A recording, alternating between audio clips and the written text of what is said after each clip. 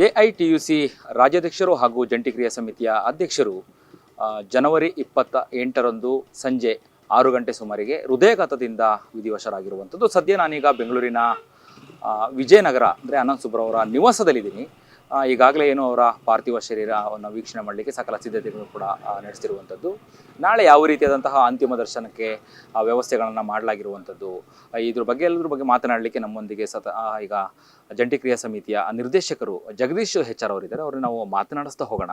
Sir, Ananth Subrao ಅವರ ಬಗ್ಗೆ ನಿನ್ನೆನೂ ಕೂಡ ಒಂದು ಸಭೆಗಳಾಗತ್ತೆ.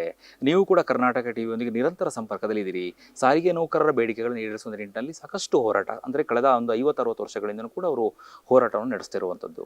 ಯಾವಾಗ ನಿಮಗೆ ವಿಷಯ ಗೊತ್ತಾಯಿತು ಹೃದಯಾಘಾತದಿಂದ ಇಹಲೋಕವನ್ನು ತ್ಯಜಿಸಿರುವಂಥದ್ದು ಅನಂತ್ ಸುಬ್ರಾವ್ ಅವರ ವಿಚಾರ?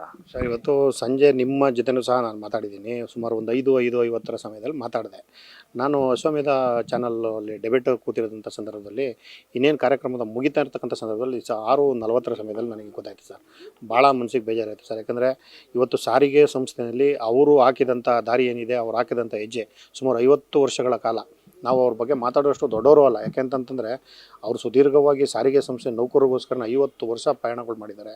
ಮತ್ತು ಸಾರಿಗೆ ಸಂಸ್ಥೆಯಲ್ಲಿ ಒಂದು ಗುಂಡುಪಿನಿಂದ ಹಿಡಿದು ಪ್ರತಿಯೊಂದ್ರ ಬಗ್ಗೆನೂ ಮಾಹಿತಿ ಇತ್ತು ಸರ್ ಅವ್ರ ಹತ್ರ.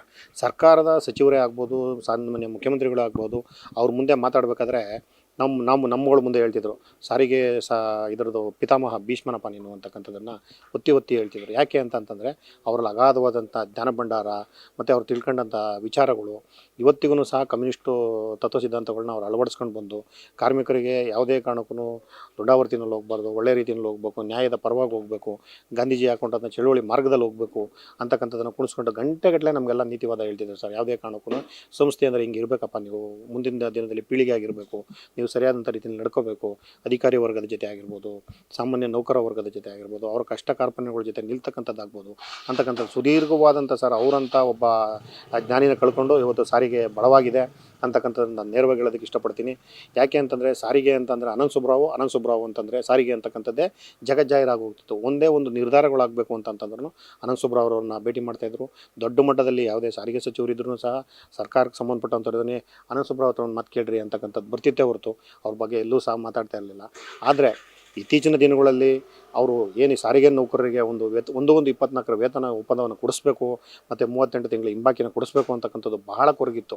ನಾನು ಇವಾಗಲೂ ಸರ್ಕಾರದಲ್ಲಿ ಮನವಿ ಮಾಡ್ತಾಯಿದ್ದೀನಿ, ದಯಮಾಡಿ ಅವ್ರ ಆತ್ಮಕ್ಕೆ ಶಾಂತಿ ಸಿಗಬೇಕು ಅಂತಂತಂದರೆ 24 ವೇತನ ಒಪ್ಪಂದ ಏನಿದೆ ಅದನ್ನು ದಯಮಾಡಿ ಜಾರಿ ಮಾಡಬೇಕು ಮುಖ್ಯಮಂತ್ರಿಗಳು. ಮತ್ತು 38 ತಿಂಗಳ ಹಿಂಬಾಕಿ ಏನಿದೆ ದಯಮಾಡಿ ಜಾರಿ ಮಾಡಿ ಅಂತಕ್ಕಂಥದ್ದನ್ನು ಮುಖ್ಯಮಂತ್ರಿಗಳಲ್ಲಿ ಮನವಿ ಮಾಡ್ತೀನಿ. ಯಾಕಂದರೆ ನಿನ್ನೆನೂ ಸಹ ನೀವು ಚಾನಲಲ್ಲಿ ಬಂದು ನೀವು ಮಾತಾಡ್ಸಿದ್ರಿ, ಅವರನ್ನು ಸುದೀರ್ಘವಾಗಿ ಮಾತಾಡಿದ್ರು. ನಮ್ಮನ್ನು ಸಹ 10 ಗಂಟೆಗಳ ಕಾಲ ಕುಣಿಸ್ಕೊಂಡು ಮಾತಾಡಿದ್ರು. ನಾವು ಅವ್ರ ಜೊತೆ ಯಾವತ್ತೂ ಅಷ್ಟೊತ್ತು ಕೂತಿರಲಿಲ್ಲ. ನಿನ್ನೆ ಸುಮಾರು ನಮ್ಮನ್ನು 3.5 ಗಂಟೆ ಟೈಮ್ ಗಂಟೆ ಕುಣಿಸ್ಕೊಂಡು ನಮ್ಮ ಹತ್ರ ಹಲವಾರು ವಿಚಾರಗಳನ್ನ ಹೇಳಿದ್ರು.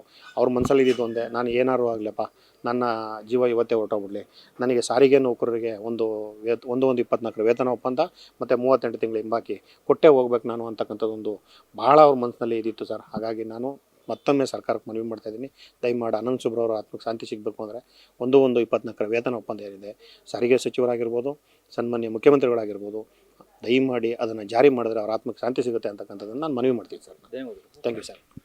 ಇದಿಷ್ಟು ಜಗದೀಶ್ HR ಅವರ ಮಾತುಗಳಾಗಿತ್ತು. ಅನಂತ್ ಸುಬ್ರಾವ್ ಅವರ ಆತ್ಮಕ್ಕೆ ಶಾಂತಿ ಸಿಗಬೇಕು ಅಂತ ಹೇಳಿದರೆ ಈಗಲಾದರೂ ಕೂಡ ಸರ್ಕಾರ ಎಚ್ಚೆತ್ತು ಸಾರಿಗೆ ನೌಕರರ ಬೇಡಿಕೆಗಳನ್ನು ಈಡೇರಿಸುವಂಥ ನಿಟ್ಟಿನಲ್ಲಿ ಮುಂದೆ ನಿರ್ಧಾರವನ್ನು ತೆಗೆದುಕೊಳ್ಬೇಕು ಅನ್ನುವಂತಹ ನೋವಿನ ಮಾತುಗಳು, ದುಃಖದ ಮಾತುಗಳನ್ನು ಜಗದೀಶ್ HR ಅವರು ಮಾತನಾಡಿದರು. ಕ್ಯಾಮ್ರಾ ಪರ್ಸನ್ ಕೀರ್ತನ್ ಜೊತೆ ಅಭಿಜಿತ್ ಗಣೇಶ್, ಕರ್ನಾಟಕ ಟಿವಿ, ಬೆಂಗಳೂರು. ನೀವು ಸಣ್ಣ ಆಗ್ಬೇಕಲ್ವಾ? ಅದು ಒಂದು ಉತ್ತಮ ಆಹಾರದಿಂದ ಸಣ್ಣ ಆಗ್ಬೇಕಲ್ವಾ? ಪ್ರತಿದಿನ ನಮ್ಮ ಜೀನಿ ಸ್ಲಿಮ್ನ ಯೂಸ್ ಮಾಡಿ ಯಾವುದೇ ಸೈಡ್ ಎಫೆಕ್ಟ್ ಇಲ್ದಂಗೆ ನೀವು ಸಣ್ಣ ಆಗ್ತೀರಾ. ಯಾರಾಗ್ತಾರೆ MLA ಅಭ್ಯರ್ಥಿ 2028 ಶೀಘ್ರದಲ್ಲೇ. ಪ್ರತಿದಿನ ಒಂದೊಂದು ಕ್ಷೇತ್ರದ ಟಿಕೆಟ್ ಆಕಾಂಕ್ಷಿಗಳ ಸಂಪೂರ್ಣ ಮಾಹಿತಿ ಪೊಲಿಟಿಕಲ್ ಜರ್ನಲಿಸ್ಟ್ KM ಶಿವಕುಮಾರ್ ಅವರಿಂದ. ಕರ್ನಾಟಕದ ನಂಬರ್ 1 ಡಿಜಿಟಲ್ ಮೀಡಿಯಾ ನಿಮ್ಮ ನೆಚ್ಚಿನ ಕರ್ನಾಟಕ ಟಿವಿಯಲ್ಲಿ ಮಾತ್ರ.